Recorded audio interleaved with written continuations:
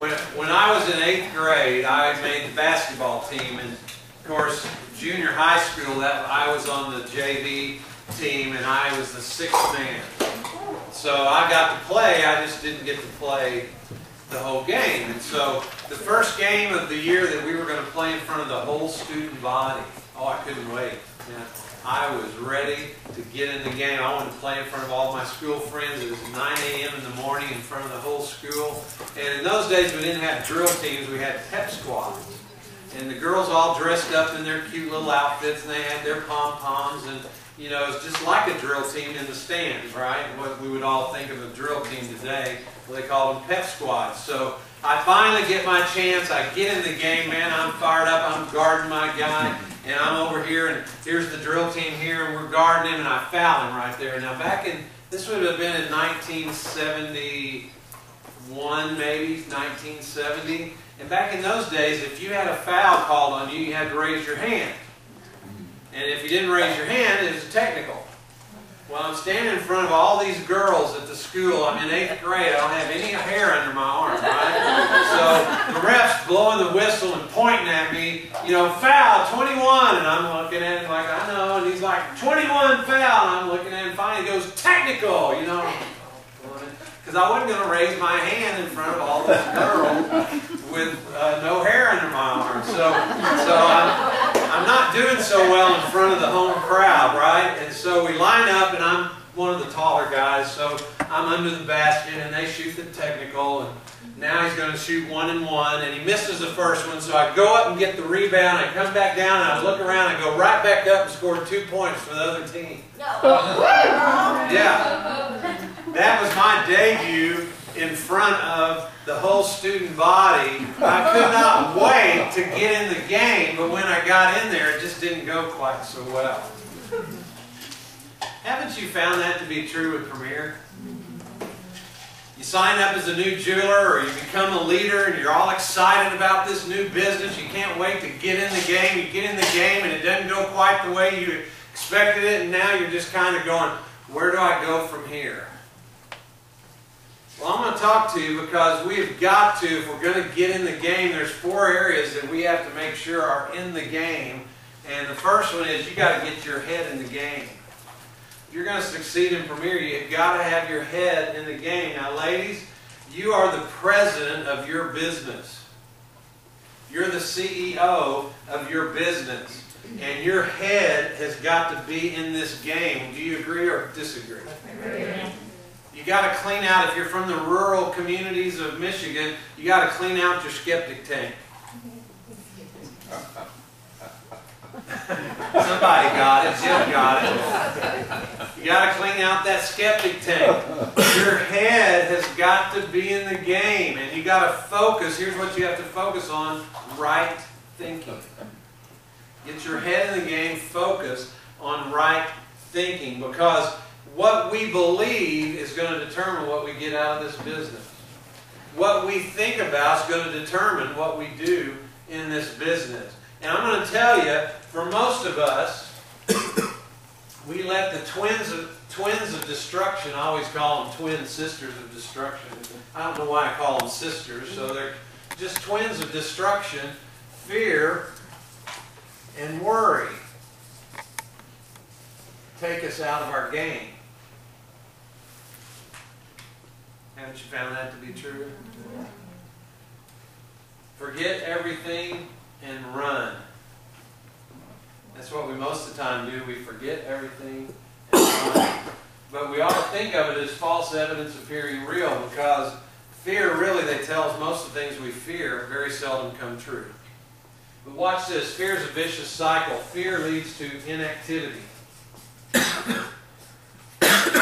You're fearful, so you quit doing it. Inactivity leads to a lack of experience. So you quit doing it, now you don't have any experience doing it. Lack of experience fosters ignorance. And then ignorance just fuels more fear. That pin's about had it. You become fearful, you quit doing the business. You quit doing the business, you don't have any experience. A lot of times a woman in Premier will say to me, I'm just waiting until I become more confident. Well, you're going to be waiting a long time, because guess where confidence comes from? Experience. Confidence comes from experience. Confidence doesn't come from sitting waiting on confidence to come. It's not one of those things where you just go, all right, I'm confident. I feel it. I got it all covered now. It doesn't work that way. And then the further away we are from experience, ignorance takes over, which just makes more fear. Now, I've experienced this. I had knee surgery in 1995. Then 6 weeks later, I had back surgery. That was kind of a rough year for me. So I went about a 4 or 5 month period where I didn't even show the marketing plan, because I just was out of commission for a while. Okay, I can always remember back that January when I went back out to do my first OP. Man, I was making some crazy stuff up now. I was saying some things that weren't true. I was saying some things that weren't right, because my inactivity had caused me to have a lack of experience. And now the confidence level was just at an all-time, I was scared to death trying to show the marketing plan, because I didn't have the confidence from not having the activity, which this led to more ignorance, which just made my fear all that much more. That's just from 4 or 5 months.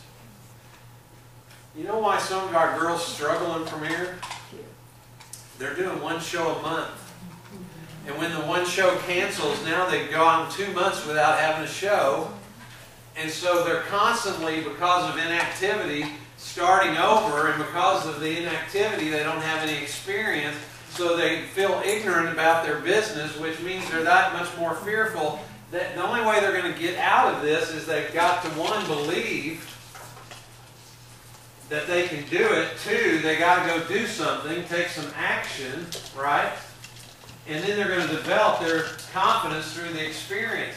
But fear is a major factor in our business. We have to get our heads in this game, and fear is a major destructive power in our lives as the owner, the president, the CEO of your business. Now, guys, our role is Mr. Whatever.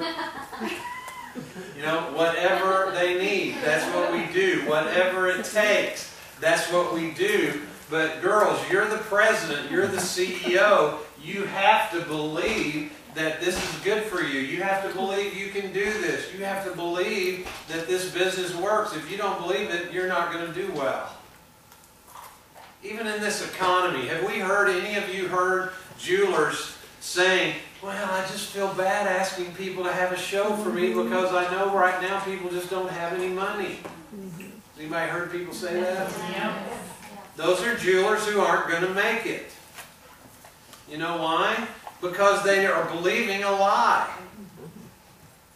If Americans are hurting for money, then why were there 55,000 people in Arlington last night for the World Series spending $7 for a Coke, $12 for a beer, you know, $8 or $10 for a hot dog?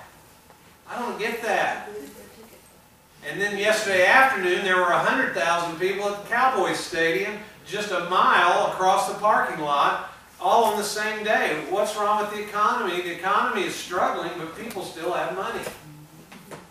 So the president of the business has got to believe that this is still a great time to build a business. But do you believe that?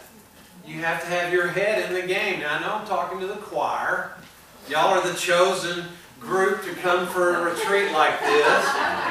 You've earned the right to come because of your level of achievement, but what I'm saying is, if you don't understand and get this, you're not going to be able to teach it to your people. Your head has got to be in this game. It's that important. If Andy Horner walked through the front office, was Bobby there today when y'all were there? Yeah. Little bubbly Bob. Right, Andy was there, but I'm saying at the front, Bobby, right? You know, I mean, she is so bubbly. If she's there ready to answer the phone, and here comes Andy walking past the front desk, she goes, "Hey, Andy, how you doing?" He's like, "Fine." "Oh, how you doing? What do you got going today?" "I don't have time to talk." You know, I mean, if his